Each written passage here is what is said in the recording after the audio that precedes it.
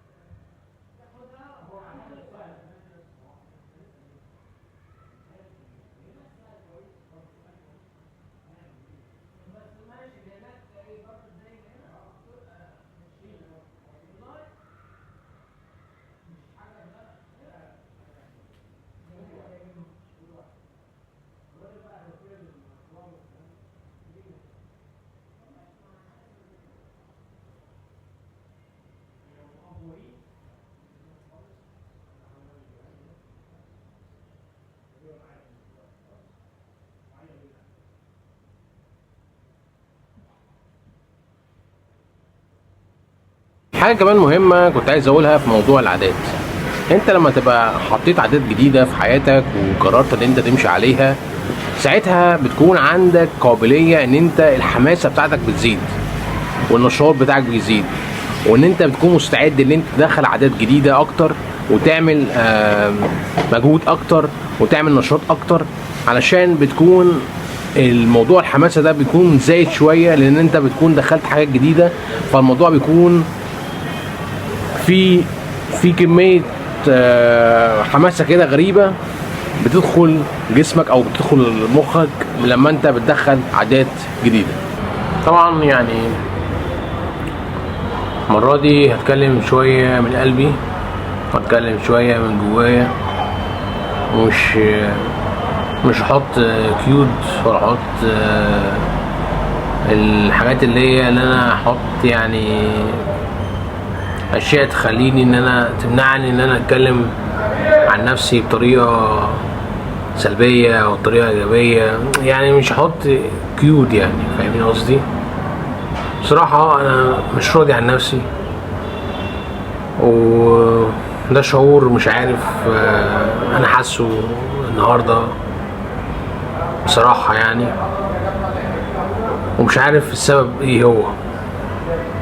الحمد لله انا بصلي، الحمد لله برضه ربنا، الحمد لله مراعي حاجات كتير انا معملهاش، بس في نفس الوقت حاسس بعدم لا مش احساس، مش عدم رضا، ان انا مش راضي عن نفسي.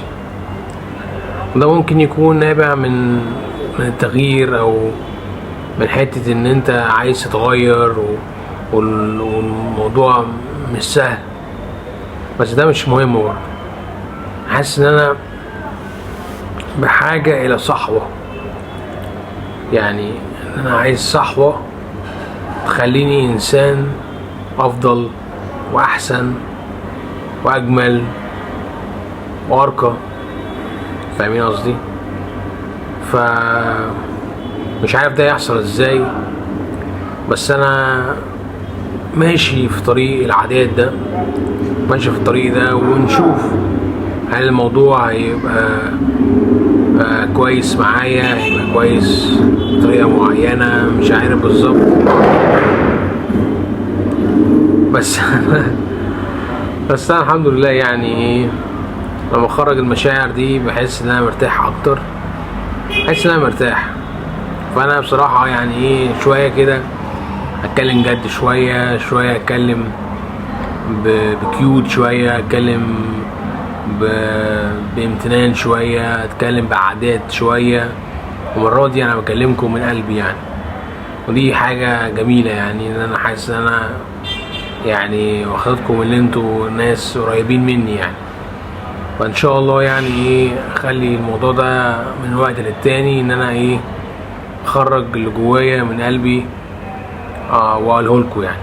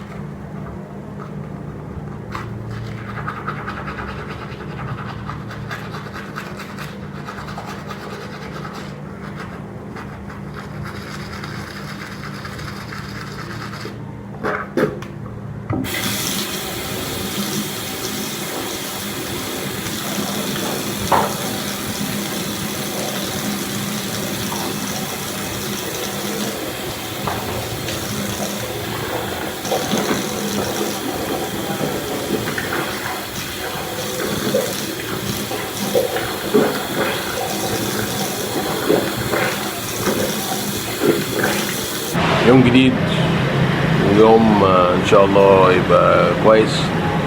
لسه صاحي من النوم عادل يعني، لسه صاحي من النوم على طول يعني، ما فكرتش اعمل حاجه تانية خالص غير ان عملت حمام بس، فجيت بس على طول ان انا اصور. ودي حاجه كويسه يعني، ان انا بدات ان انا اركز اكتر في موضوع التصوير ده، ودي حاجة يعني ايه ان شاء الله استمر عليها. دي بداية كده يعني ايه دلوقتي، يعني بعد كده ان شاء الله اشوف ايه ممكن اتكلم فيه.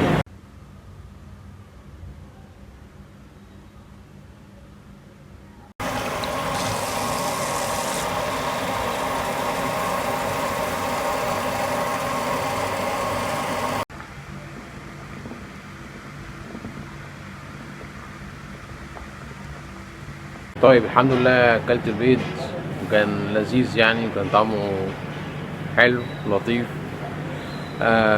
مش عارف، انا حاسس ان انا جايلي كده زي ما تقولوا كده ايه، حاجه بلوك كده، بلوك في دماغي يعني. مش عارف اسمها مايند بلوك ولا كريتيفيتي بلوك ولا حاجه كده، موقفه دماغي شويه، خلياني ان انا ايه ما بفكرش، ما ادورش، ما بحس، ما كده يعني، ما مخلاني بلوك خالص. ولحد ما اشوف القصه دي هترسى على ايه هرجع لكم تاني يعني ان شاء الله. الله.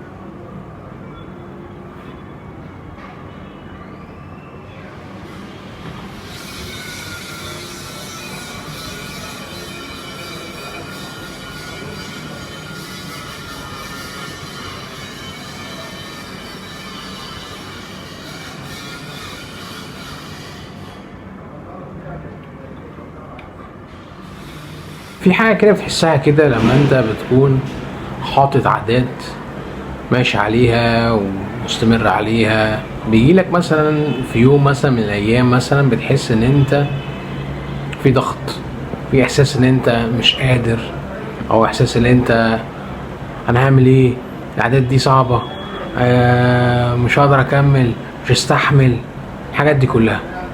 فانت لما انت تحس الاحاسيس دي خليها على الله، لان يعني لما انت بتفكر بكره فيه ايه او بعده فيه ايه، فانت مش عارف فيه ايه، لان انت ممكن بكره تبقى احسن من النهارده وبعده تبقى احسن من النهارده وبكره. فانت ما تحطش بكره هم علشان انت متعرفش بكره فيه ايه. فاهمين قصدي؟ صباح الخير يا جماعه، عاملين ايه؟ يعتبر ده يعني في نهايه الفيديو، بس قبل ما اقول لكم نهايه الفيديو كده عايز اقول لكم ان انا النهارده صحيت الساعه 12، صحيت الساعه 12 وده حاجه كويسه جدا، وحسيت ان انا يعني تمام، عشان كده انا تقدمت في موضوع الصحيان ده. كنت صحيت قبل كده الساعه 5 وصحيت قبل كده الساعه 3 وصحيت قبل كده الساعه 1، لا مش صحيت الساعه 1 قبل كده، بس صحيت في الساعه 3. النهارده الحمد لله صحيت الساعه 12، فده كويس. دي حاجة التانية، احنا خلاص وصلنا لنهاية الفيديو، واتمنى ان انتوا تكونوا استمتعتوا او استفدتوا من الفيديو او من الفلوج. وعايز اقول لكم ان انا بمر يعني بظرف مش لطيف، بس ان شاء الله يبقى الدنيا هتبقى كويسة يعني. مش عايز اطول عليكم، في كمان دقيقتين كمان وخلاص الفيديو هيكون خلاص. وده لحد دلوقتي ان انا عايز اقول لكم يعني ده الكلام اللي انا عايز اقوله لكم دلوقتي. بعد كده ان شاء الله يبقى في كام دقيقة كده ويكون خلاص الفيديو خلاص خلص. عايز اتكلم عن الوقت.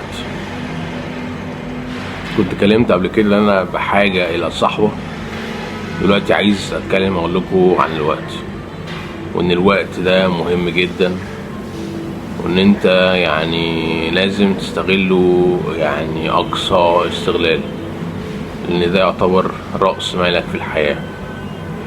لانك انت من غير الوقت انت معندكش حاجة تاني خالص. يعني انت مثلا لما تشتغل مثلا في مكان انت بيدفعوا لك فلوس عشان الوقت اللي انت بتقضيه في الشركة او الوقت اللي انت بتقضيه في الشغل، فانت الفلوس اللي انت بتاخدها دي بناء على الوقت اللي انت بتقدم له. وعايز اقول لكم ان الفلوس، قصدي ان الوقت يعتبر رأس مال ويعتبر فلوس. لو انت معندكش وقت قصدي انت لو معندكش فلوس وعندك وقت يبقى كده عندك كنوز الدنيا دي كلها. لو عندك فلوس وعندكش وقت يبقى انت كده معندكش حاجة قوي يعني ما نقدرش اقول معندكش حاجة قوي، بس يعني ايه، يعني هتصرف فلوس دي في وقت، هتصرف فلوس دي في قد ايه، او هتصرف فلوس دي في وقت منين، فاهمين قصدي؟ فانت ما تفكرش ان انت عشان معكش فلوس فانت الوقت ده، وانت عندك وقت فانت ما تفكرش ان انت كده ما عندكش فلوس. لا، انت كده عندك فلوس، تقدر تستغل الوقت اللي انت عندك ده حاجات مفيدة وحاجات تساعدك اللي انت تكسب فلوس بأي طريقة بقى. ما تقوليش بقى انا مش عارف والدنيا وانا مش قادر وانا مش عارف اعمل ايه ومش عارف اسوي ايه. لا، اتصرف. يعني احنا في الحياة لازم توجد طريقة ولازم توجد حاجة تخليك توجد، لازم تلاقي من خلالها مصدر رزق او فلوس او طريقة، او يعني انت معاك الوقت، فاهمين قصدي؟ فانت لازم توجد طريقة وتصرف، فاهمين قصدي؟ بس كده لازم اتكلم عن الجزئية دي، واتمنى نشوفكم في فيديو جديد ان شاء الله. واتمنى ان الفيديو ده استفدتوا منه واستمتعتوا بيه. وكده وصلنا لنهاية الفلوج او الفيديو. شكرا.